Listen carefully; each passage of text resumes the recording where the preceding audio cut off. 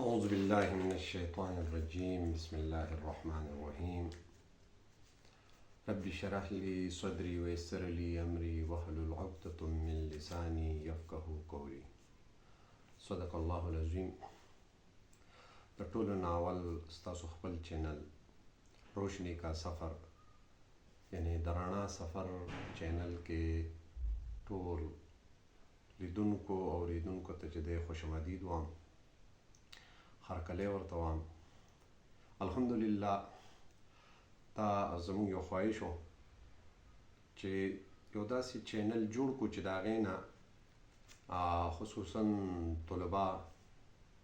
او دغه شانتې والدینو ته چې د فایده میلاو شي، رهنمایي میلاو شي. ډېر ماهرینو سره دوستانو سره مشاورت نه وروستو موږ دا فیصله وکړه چې دا چینل سټارټ کوو. چینل هسې تقریبا 4-5 میاشتې مخکې ما لانچ کړی دی، خو بهرحال زما د مصروفیت د وجې نه دا چینل چې دی نو موږ لږ د تاخیر شکار شوي. نو په دې عام څه د ماشومانو ملي نغمې، تلاوت، دغه شانتې چې دی نعت یا څه د سفر لږ غونته کې ویډیوز مو ورکړو او د هغې مقصد زما بنیادي طور دا و چې چینل ریسپانس څه راځي، خلک خوښوي نه خوښوي. الحمدلله اندازه ولګېده چې هغې کې زموږ څه کریټیویټي نشته، څه کریټ یو کار تخلیقي عمل پکې موږ نه دی کړی، صرف د ماشومانو یو لوک خو ورکړی دی. بهرحال نن موږ خپل اصل مقصد طرف ته راځو چې کوم دپاره د چینل سوچ زما ذهن کې راغلی و. نو د چینل به موږ نن څه لږ تعارف کوو چې په دې چینل کې به څه میلاویږي تاسو ته. دا چینل به اردو او پښتو دواړو کې انشاءالله، خو چونکې پښتو ریجن ته زموږ ډېر زیات ضرورت دی، زموږ پښتانه پاسمانده دي او ایجوکیشن کې د وخت د تقاضو نه کلیوال زما چونکې مقصد پېښور، مردان یا مینګوره سیټیز ایبټ آباد نه دي، بلکې زما ټارګټ چې دی هغه کلیوال خلک او د کلي ماشومان دي، کوم چې بې سوکه دي، کوم چې هغوی ته هغه رسایي نشته، جدید طریقه تدریس، جدید تربیت، هغې ته د هغې رسایي نشته. لہذا بنیادي مقصد زما هغه ماشومان دي. په دې کې زما د چینل به چې دی سو ټاپکس وي، ما د ډېر غور فکر نه سوچ وکړو چې چونکې زما خپله 29 سال تدریسي تجربه ده او دا ټوټل چې دی نو په پرایمري لیول باندې ده، او لہذا څوک چې ما پیژني لیدونکي هغوی ته چې دی زما د ادارې علم نه وي ورته چې الحمدلله په ټاپ ادارو کې ده او په ټیلنټډ ماشومانو کې چې دی نو زموږ د ماشومانو اول نمبر راځي. نو دغه ټول تجربات په کار دا دی چې دا ټولو سکولونو سره شیر شي، ټولو والدینو سره شیر شي. او زما مقصد همیشه سوشل میډیا راغلی، موږ د خپل ادارې همیشه چې دی اکټیویټیز په سوشل میډیا ورکړي دي. ډېر وخت نه الحمدلله د هغې ډېر ښه ریسپانس راغلی دی او ډېر زیات ادارو کې چې دی زموږ هغه طریقې اپناو شوي دي او هغه سکولونه چې دی نو ښه روان دي. اوس چونکې مزید د ترقۍ دور راغی، لہذا سپیشلایزیشن دور دی، نو زموږ سپیشلټي په پرایمري ایجوکیشن ده سپیشلی، او د بنیادي ماشومان چې کوم دي چې د هغې بنیادي آغاز د کوم ټایم نه کېږي، یعنې د 4-5 کالو ماشوم، خو نه چې زموږ چونکې د سټډي په حیثیت باندې به دا چینل چې دی د پیدایش نه والې د 1 کال 2 نه والې دا به الحمدلله تر 12-13 سال ماشومان چې دا به زموږ ټارګټ وي. په هغې کې لومبنۍ خبره زموږ به دی چې د ماشوم نشونما د هغې پهلو، یعنی کم پهلو چې دی هغه د توجه طلب دی او د هغې لپاره څه طریقې دي چې هغه موږ به خپل ماشوم څنګه ډیولپ کوو د وخت د تقاضو مطابق. یعنی مثال په طور باندې د ماشوم صحت په 1 نمبر دی، د هغه د غذا، د هغه د سوچ صلاحیت، د هغه ته د زده کړې مواقع، د هغه معاشرتي ډیولپمنټ نشونما، دغه شان د هغه جذباتي نشونما، د هغه تحفظ، د هغې نشونما، د ماشوم ضروريات څه دي، خاندان برادرۍ کې د ده مثبت کردار به څه وي، ابتدایي دیکبال د هغه خصمانه، بالکل د آغاز خبره زه کوم د 1 کال 2 کالو نه چې د مور په غېږه کې کله ماشوم غېږې ته راشي، د دغې وخت نه د والدینو ذمه داری اصل کې داسې خو د پیدایش نه لږ مخکې شروع کیږي، خو به هر حال چونکې موږ به هغه ټارګېټلو چې کوم ډېر زیات ضروري دی. دغه شان د نشونما مسایل څه دي، کومې مسلې د نشونما او د بړوترۍ او د خصمانې د هغه د وجود د غټوالي د دې په دغه کې چې د کوم مسایل راځي چې هغه د ماشوم نشونما رکاوي. دغه شان د عقل و فکر کې به د هغه تیزي څنګه راځي، دې ته به جلا څنګه بخښاو کیږي، شخصیت سازي به د دې څنګه کیږي، سماجي رویې، صحیح دیکبال، معاون ماحول. یعنی که زما لنډ الفاظ دا شي د ماشوم همگیر نشونما، دا مقصد دا چې د وړوکي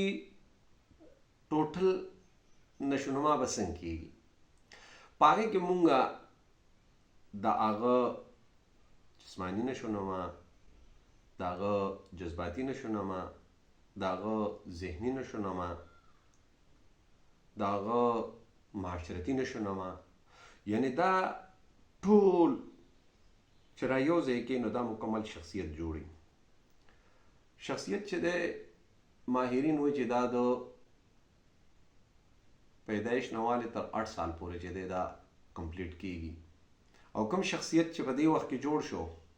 کوم عادتونه چې د واغستو، دا عادتونه به چې دی د ده په ټوله زندګۍ باندې چې دی د خاوي وي او دا به د ده سره وي.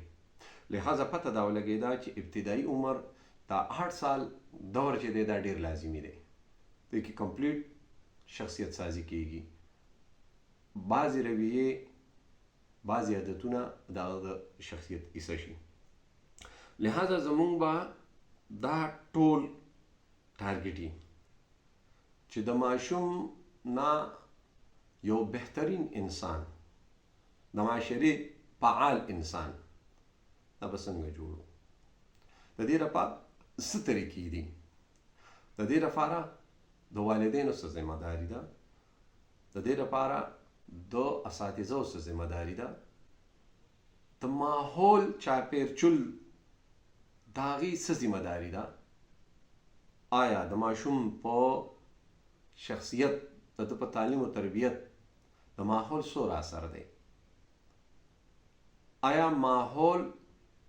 د کور، د سکول او ورسره د ده د لبو د ملګرو دا څنګه پکار دی، د ماشوم بعضې صلاحیتونه هغې له ترقي به څنګه ورکړی، د هغې ګور څه وي. په دې وجه مونږ به د ماشوم د جسماني نشونما نه راوالې د دې مدارج، د دې ضروري اقدامات، دغه شان د ده ورسره عام معاشرتي تربیت، دا ټول همه پهلو نشونما چې موږ ورته ویلی شو یا همگیر نشونما ورته موږ ویلی شو، دا به ټول مونږه د دې بحث د دې حصې دا به مونږ چونکې واړه کلیپ سي او پای کې به مونږه اول کوشش دی چې بالکل ابتدایي ماشوم بیا مونږ هغې ته فری سکولینګ ویلی شو، یا هغې ته مونږ چې دی د باقاعده رسمي تعلیم د شروع کېدو نه مخکې ماشوم له څه اکټیویټیز پکار دي، څه سرګرمۍ پکار دي، دا بیا چې کله ماشوم موږ ته راشي نو ته ورته KG هم ویلی شي، پریپ ورته هم ویلی شي، نرسري ورته هم ویلی شي. دې وخت کې ماشوم دپاره چې دی نو د تربیت څه تقاضې دي، هغه شان فرسټ کې چې د ایج تقاضا دغه زمونږ د 5 نه 6 سال له 6 نه تر 7 سال د 7 سال نه 8 سال 8 سال نه 9 سال 9 سال نه 10 11 12 13 دې کې تقریبا پرایمري ایجوکیشن کمپلیټ کیږي. د دې مختلف مدارجو کې بس کول فکاري. د دې سره به بیا مونږ په نفسیاتو باندې خبره کوو. د ماشوم نفسیات څه دي؟ آیا نفسیات یو ټیچر لا معلومول فکار دي؟ په تعلیم کې د هغې کردار څه دی؟ آیا دا نفسیات د استاد معاون کېدی شي، د والدینو معاون کېدی شي؟ دا ټول به زمونږ د دې چینل د ټاپک حصې وي. انشاءالله زه امید لرم چې زمونږ دا چینل به زمونږ د ماشومانو په بهترین تربیت کې ډېر مفید ثابتېږي. دا به زمونږ ټیچر حضرات، والدین، دا به د ټولو لپاره چې دی ډېر زیات مؤمن او کارمه دي. او زه امید لرم چې دا به تاسو اورئ. دې کې به مونږ ته تاسو په کمنټس کې خپل تجاویز مشورې هم راکوئ. هیڅ یو علم پوره نه دی، هیڅ یو انسان کامل نه دی. زمونږ ته هر وخت به ستاسو د مفیدو مشورو ضرورت وي چې مونږ دا خپل چینل بهترین کو او مونږ هغه د خپل قوم د خپل ملک په بهترۍ کې چې دی په کار راولو او مونږ خپل صلاحیتونه د دې خپل قوم د خپلو بچو دپاره بهترین طریقې سره استعمال کوو. زه به په آخر کې اجازت غواړم. السلام علیکم ورحمة الله وبرکاته.